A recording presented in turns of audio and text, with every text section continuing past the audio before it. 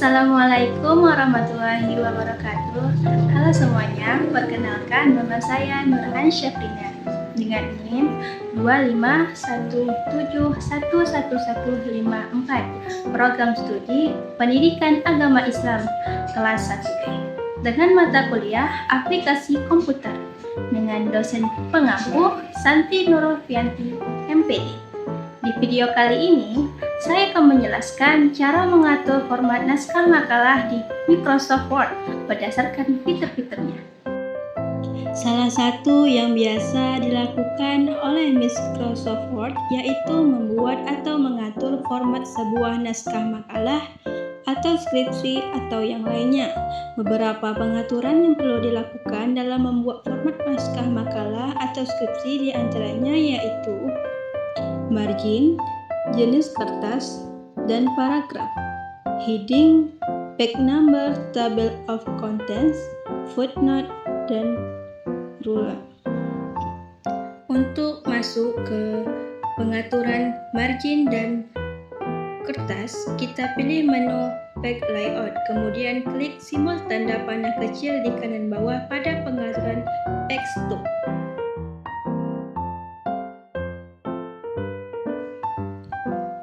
Pada kotak dialog di atas, buka tab margin, kemudian atur nilai margin.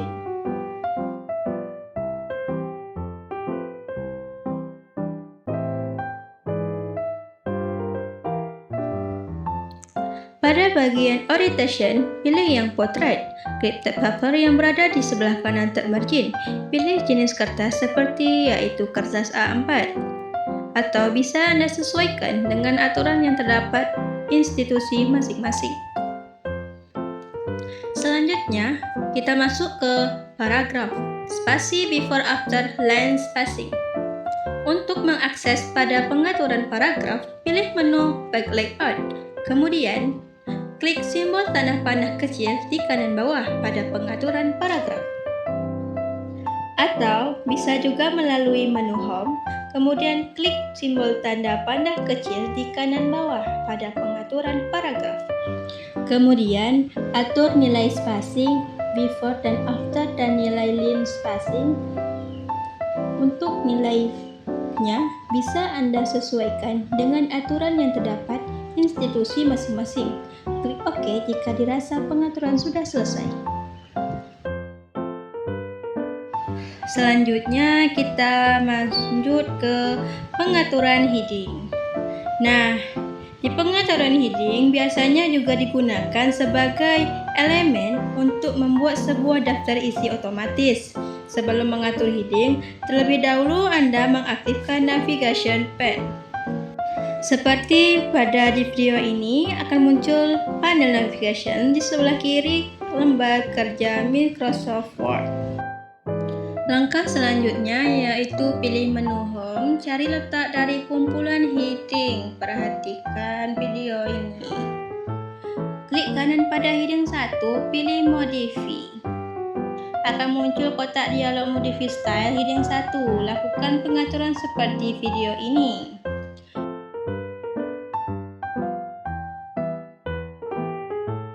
Masih pada kotak dialog modify style heading 1, klik pada tab format, pilih paragraf. Akan muncul kotak dialog baru yaitu kotak dialog paragraf. Atur seperti video ini. Jika sudah diatur, klik OK. Kembali lagi pada kotak dialog modify style heading 1, klik OK. Pengaturan heading 2. Klik kanan pada heading 2, pilih modify. Akan muncul kotak dialog modify style heading 2. Lakukan pengaturan seperti video ini. Masih pada kotak dialog modify style heading 2.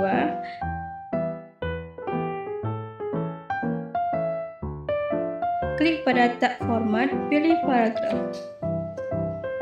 Akan muncul kotak dialog baru, yaitu kotak dialog paragraf, atau seperti pada video ini.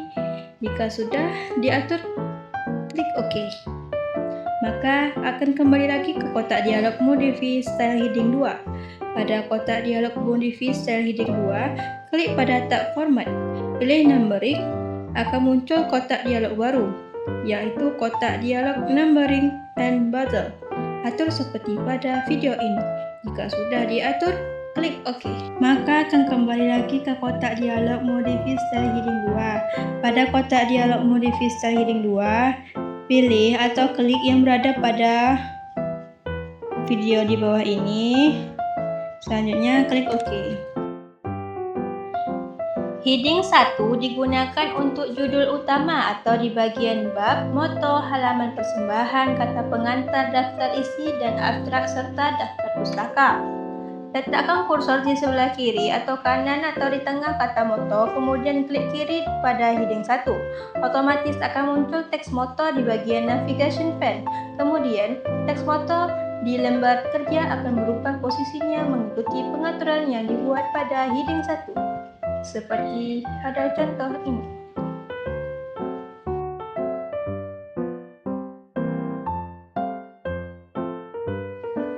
Lakukan cara yang sama untuk judul-judul lainnya, yaitu bab, halaman, persembahan, kata pengantar, daftar isi, dan abstrak serta daftar pustaka, sehingga hasilnya seperti pada video di bawah ini.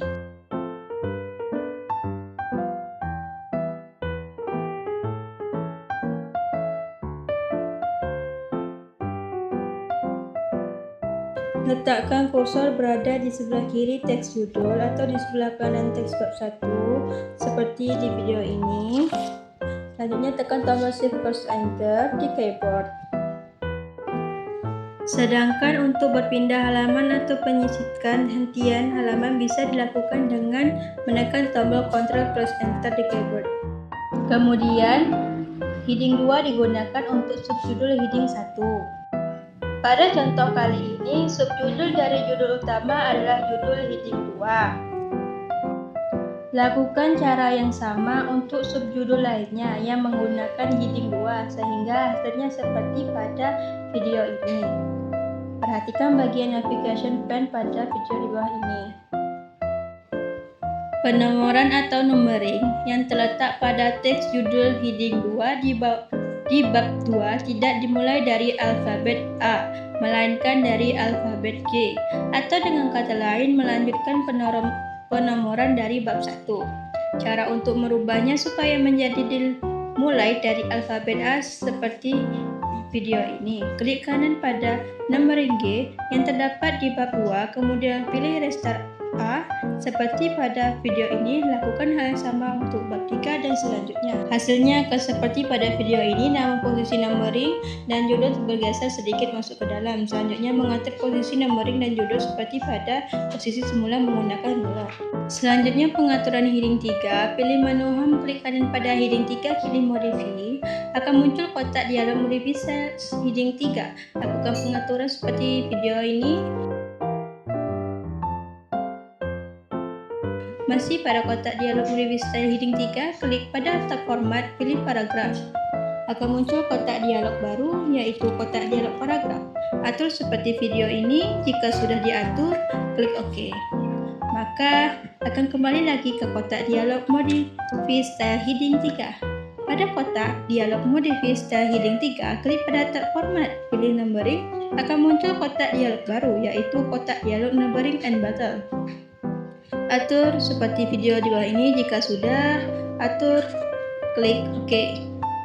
Maka akan kembali lagi ke kotak dialog Modify Style Heading 3. Pada kotak dialog Modify Style Heading 3, pilih atau klik yang berada pada kotak di bawah video ini. Selanjutnya klik OK. Selanjutnya page number. Page number digunakan untuk memberikan penomoran pada setiap halaman di lembar kerja. Letakkan kursor di halaman pertama, yakni halaman moto, kemudian pilih menu insert, pilih page number, pilih bottom of page, pilih line number 2, seperti di video ini. Akan muncul nomor halaman yang berada di tengah bawah berbentuk angka biasa seperti pada video ini. Seleksi atau blok nomor halaman yang muncul, pilih menu header and folder, pilih page number, pilih format page number.